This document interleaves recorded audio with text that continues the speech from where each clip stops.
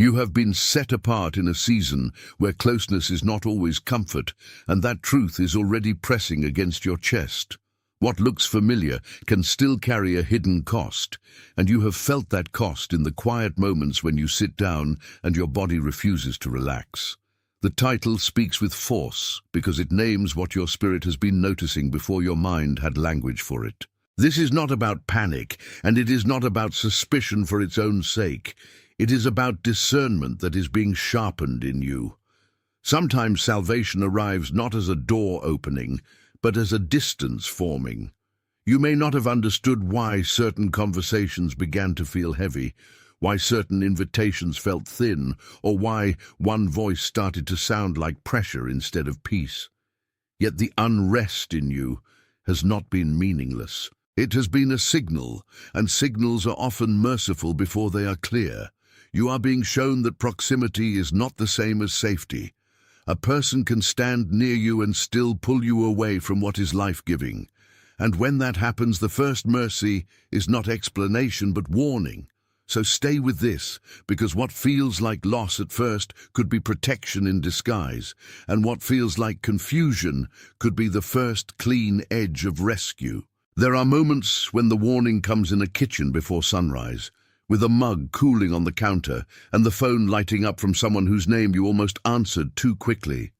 The room is ordinary, the floor is familiar, and yet your shoulders tighten as if your body knows something your words have not admitted. You glance at the message again, and the same sentence that once felt harmless now feels strangely invasive. You begin to notice how a voice can enter a day and rearrange your peace without ever raising its tone. This is why the Lord often works through unease before he works through clarity. The discomfort is not always fear, sometimes it is stewardship. You are being preserved from what looks manageable but drains you slowly. There is a biblical echo in that kind of restraint, the way wisdom in Proverbs warns that the simple keep going until they understand too late. In your life, that wisdom may be arriving through a tight chest, a delayed reply, or the stubborn silence that follows a conversation you once thought was safe.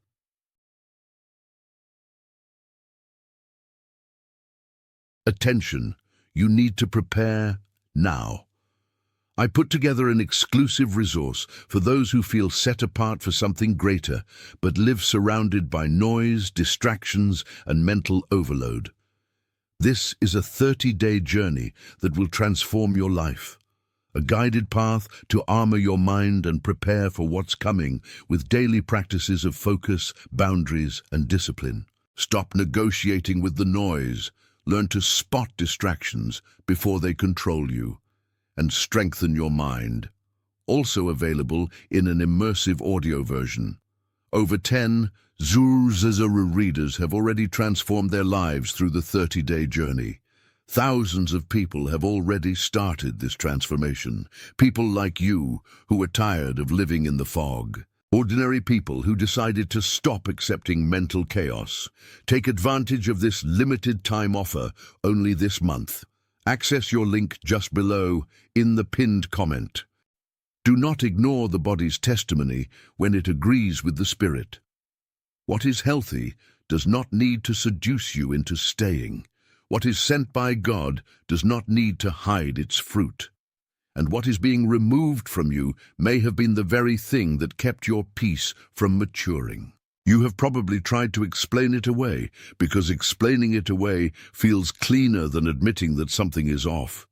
You tell yourself that the timing is inconvenient, that the relationship is complicated, that the concern may be exaggerated, yet your breath still shortens whenever the name appears on the screen. The mind can argue with the warning, but the body keeps score. Your hands become restless, your jaw sets harder than usual, and sleep starts to break into pieces when your thoughts circle back to the same person. That inner tension is not random. It may be revealing that what once felt connected is now becoming confining. There is a difference between loyalty and captivity, and the difference is often felt before it is understood. The old way of interpreting closeness says that the longer something has been near you, the more trusted it must be. The new way being revealed says that time alone does not sanctify influence. Some things stay close because they know how to feed on your patience. Some people remain near because your softness makes access easy. And if you keep calling that love, you will keep handing over space that should belong to peace. This is the moment where discernment becomes costly because it asks you to believe what your unease has already told you. But cost is not the same as harm. And what costs you comfort may save you direction. You are not being asked to harden your heart. You are being asked to open your eyes. There is a kind of distance that is not rejection, but rescue. The same way a shoreline pulls back from the sea before the storm fully breaks. You may feel the ache of that distance, especially if the person in question has been woven into routines, memories, or obligations that seem hard to loosen. Even then, your spirit knows when something is becoming too central to your attention. The danger is not always loud. Sometimes it is intimate, patient, and wearing a familiar face. That is why the Lord often saves by separating before he explains. If you wait for every answer before you step back, you may stay too long in what already started to hollow you out. If you trust the warning, you gain room to breathe again. If you resist it, you remain in a cycle where confusion keeps asking for what only obedience can settle. Let this line stay with you. Not every close thing is a covenant, and not every kind voice is carrying kindness. What is being protected in you is more precious than the fear of disappointing somebody, and the path forward begins when you honor the quiet know that has been growing inside you. The warning becomes clearer when you remember a hallway in your home, one of those narrow places where every sound carries and every pause feels louder than it should. You may have stood there with your phone in your hand, staring at a name, feeling the strange weight of a relationship that seemed fine on paper but not in your chest. The light from another room spills across the floor, and you realize you have been walking around a truth without naming it. That is how discernment often works. It does not shout first, it unveils. It brings the hidden tension into the ordinary light of your day, where you can no longer pretend not to see it. Your stomach tightens because you know that if you keep ignoring the unrest, it will not disappear. It will deepen. There are connections that survive only because you keep postponing honesty. There are atmospheres that remain in place only because you keep calling them normal. Yet your spirit is being taught that a clean boundary can be an act of worship. When you step back from what keeps pulling at your center, you are not abandoning love. You are refusing confusion. And that refusal is how peace starts to return to its rightful place. The next step is not dramatic. It is simply faithful. You may notice that this does not feel like the language of punishment, because it is not. It feels more like the tender discipline of being spared from a road you would have chosen for the wrong reasons. A closed door can be mercy when the room behind it is full of smoke you have not yet seen. A paused conversation can be mercy when the next sentence would have cost you more than you knew. And a sudden discomfort around someone's presence can be mercy when your soul has outgrown the permission you once gave. The old story says, you should endure everything that feels close, because endurance is proof of strength. The deeper story says, wisdom knows when endurance has become self-betrayal. This is not the voice of paranoia, it is the voice of protection, learning how to speak in your own language. You may still love the person, and you may still wish them well, but love does not require you to remain exposed. The moment you accept that truth, your breathing changes. You stop negotiating with the pressure. You stop mistaking attachment for assignment, and you begin to see that some salvations arrive wearing the face of separation. There is a scene that keeps returning like a shadow across the afternoon, and it might be the one where you are sitting in your car before leaving a parking lot, hands on the wheel, unable to turn the key right away because your chest feels too full. The engine is quiet, The windows are closed, and the world outside keeps moving as if nothing important is happening inside you. Yet inside, a decision is forming. It is not yet loud, but it is real. You know the difference between a fleeting mood and a settled warning, and this feels settled. The body often tells the truth before the mouth learns the courage to agree. Your throat may tighten when you imagine the next meeting, the next message, the next chance to explain yourself again. That is the point where the spirit begins to separate what is familiar from what is fruitful. Familiarity can make a prison look like a home, and you are being invited to refuse that illusion. The person may not understand your change, and that is part of the cost. But understanding from them is not the measure of your obedience. What matters is whether the peace in you grows stronger when you step back. And if it does, then the warning was never against love. It was against losing yourself. If any of this has landed in you, write Eyuveho Isu in the comments and come back to me. This is not a demand. It is a way of naming the moment when the warning stops being theoretical and starts becoming personal. You already know that some truths only settle when they are spoken out loud. You already know that saying them changes the pressure in your chest and gives shape to what had been formless. The hidden mercy and discernment is that it does not leave you blind while it protects you. It gives you enough light for the next step, not the whole road at once.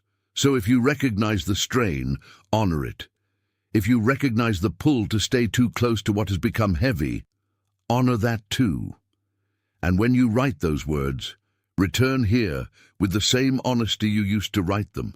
There is no shame in admitting that something once trusted now feels unsafe.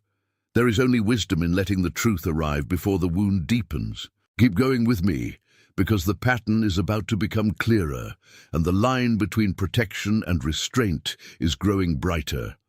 What is happening in you now resembles the moment when a farmer notices that one section of a field drains too slowly after rain.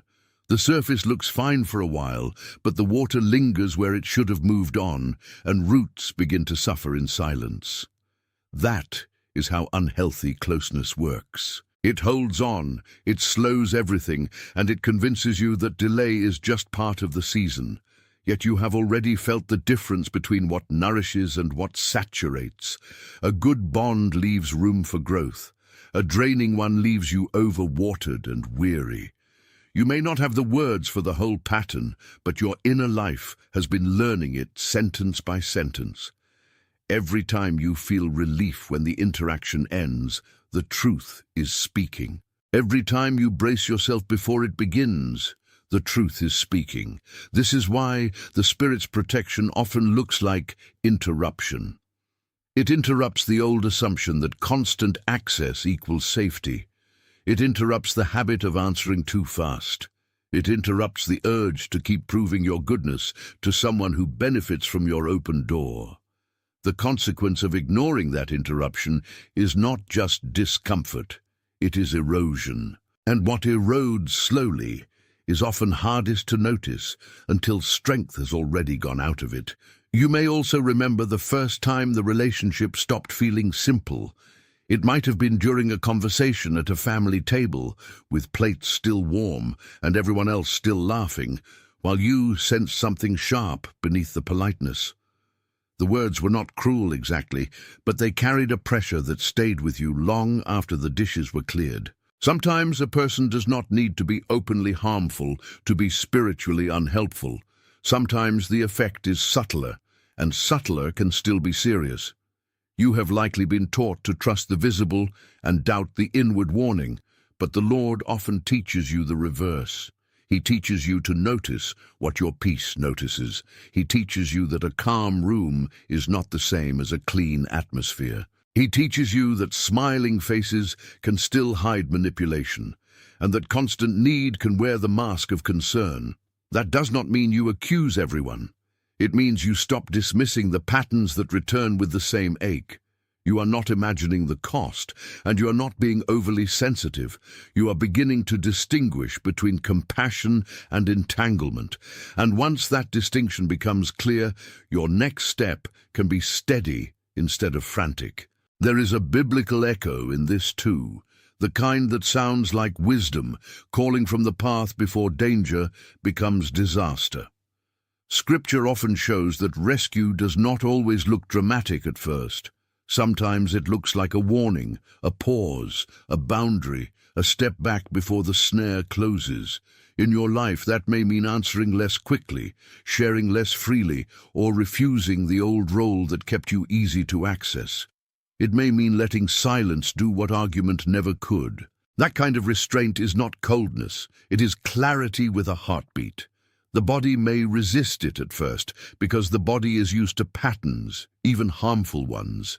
But the body can learn peace again when the soul stops making room for what drains it. If you remain where the warning is already speaking, you will keep paying with attention, energy, and sleep. If you obey the warning, you create space for renewal that does not need permission from the one you are stepping away from. There is no holiness in being available to everything. There is wisdom in becoming unavailable to what steals your steadiness. And that wisdom is already forming in you even now, while the world still calls your choice uncertain. The deeper you go into this, the more it resembles walking through fog at the edge of dawn, where the ground is under your feet, but the distance is still hidden. You can see enough to keep moving, but not enough to control every detail. That is uncomfortable for the part of you that wants certainty before obedience. Yet the Spirit is not asking you to master the map. He is asking you to trust the next clear step. Sometimes the next clear step is simply not answering. Sometimes it is saying no without over-explaining. Sometimes it is choosing the quiet that protects your mind from another hour of confusion. The cost of that step is emotional because it exposes how much of your peace was tied to being understood by someone who may never understand. But the reward is not fantasy, it is relief. Your shoulders lower when your life stops revolving around the wrong voice. Your breathing deepens when you no longer force closeness that has gone stale.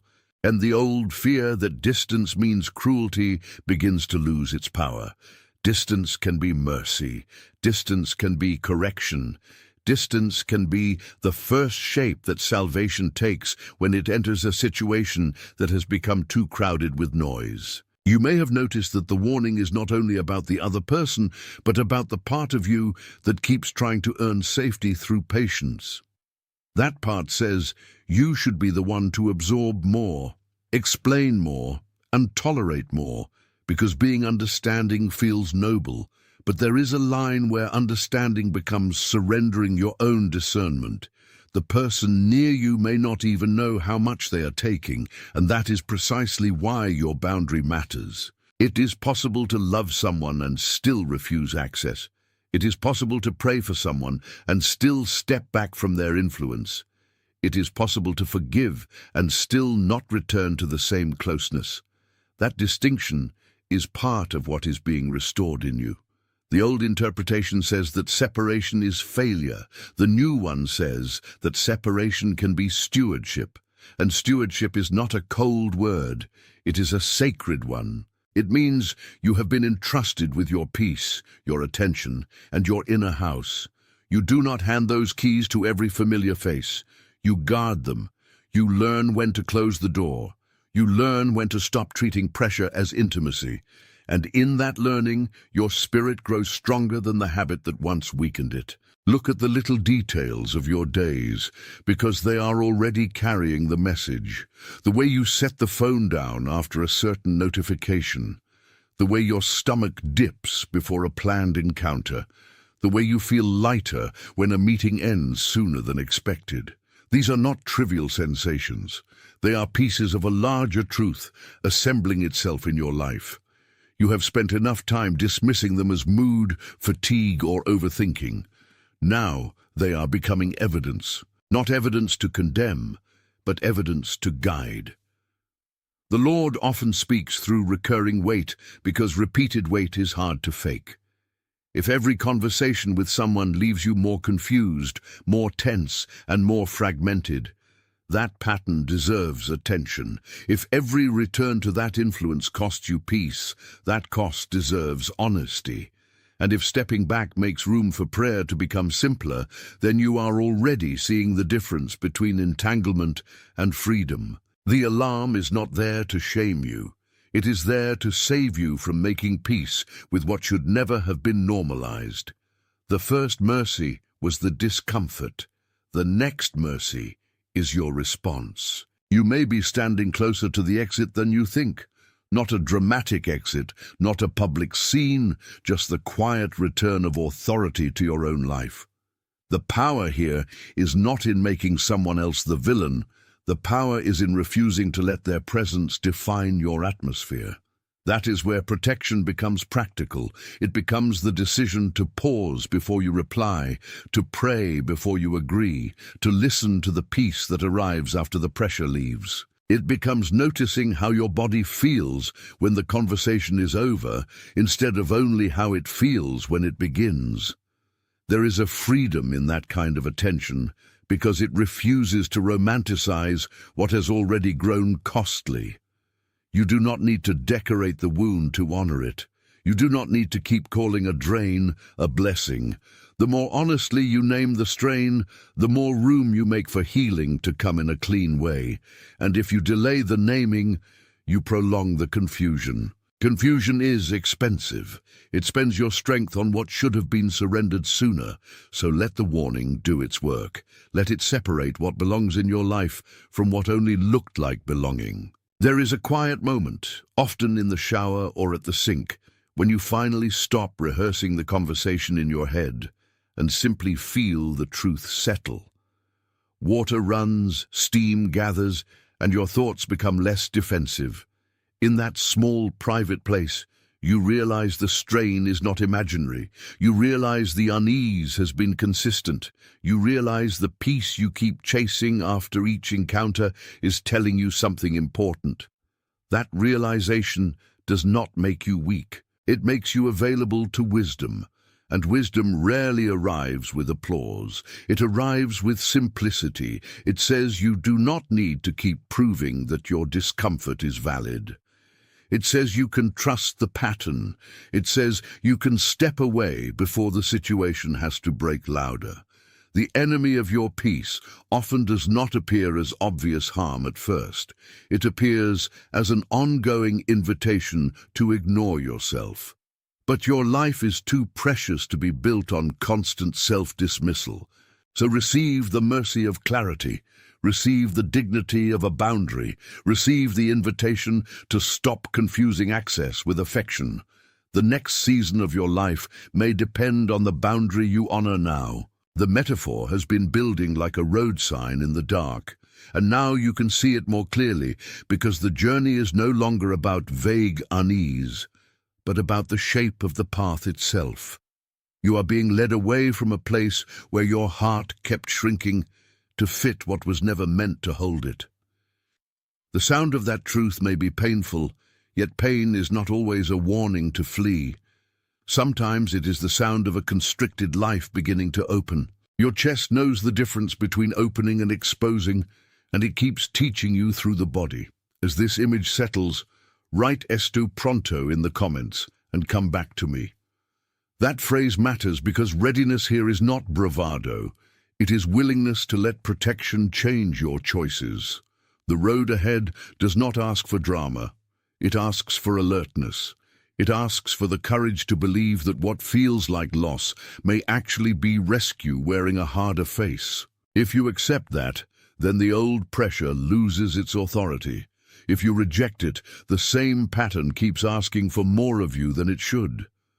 Stay with the meaning a little longer, because the next part is where the relief begins to take shape. You can almost measure the change by the way a room feels when you stop arranging your life around one person's reactions. The silence becomes less threatening. The space around you becomes more honest. The old habit of checking your phone for reassurance starts to loosen, and you notice how much energy it used to consume. That energy can return to prayer, to rest, to work, to the ordinary responsibilities that were waiting for you all along. The Spirit does not rescue you only from danger. He rescues you for steadiness. He brings you back to yourself without the constant noise of another person's need. There may be grief in that return, because grief is the honest price of losing a false center. But grief is not the same as defeat. Grief can be the doorway into clearer sight. You are learning that not every ache is a sign to reattach. Some aches are signs that something in you is finally separating from what kept it small. And when separation is guided by God, it does not leave you empty, it leaves you available. There is also a deeper tension here because the one you are stepping back from may still occupy your memories with scenes that looked kind, helpful, or even necessary.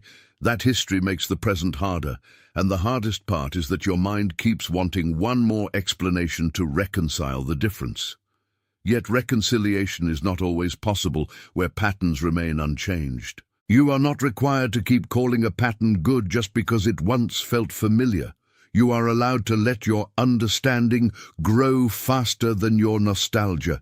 That is a holy kind of maturity.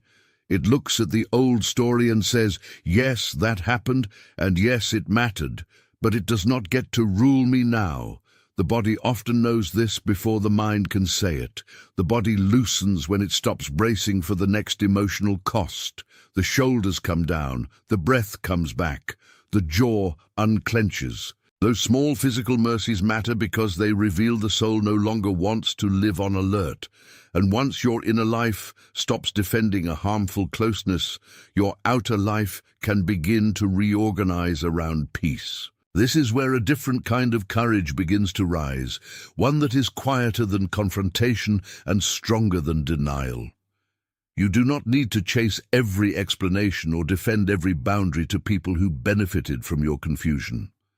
You only need to remain faithful to the light you have been given. Sometimes the strongest sentence is a simple no. Sometimes the strongest prayer is the refusal to reopen what kept hurting you. Sometimes the strongest act of faith is stepping back and letting God reveal what closeness had concealed. This kind of courage is not harsh. It is clean. It does not need a speech because its fruit will speak for itself. The person who was too close may call you distant. That is part of the cost. But distance can be the first sign that your spirit is no longer available for what depletes it. And once that availability changes, the whole atmosphere of your life changes with it. You are not losing your way. You are recovering your direction. Keep your attention on the small mercies that follow honesty. You may sleep a little deeper. You may think more clearly after one conversation that used to leave you twisted inside.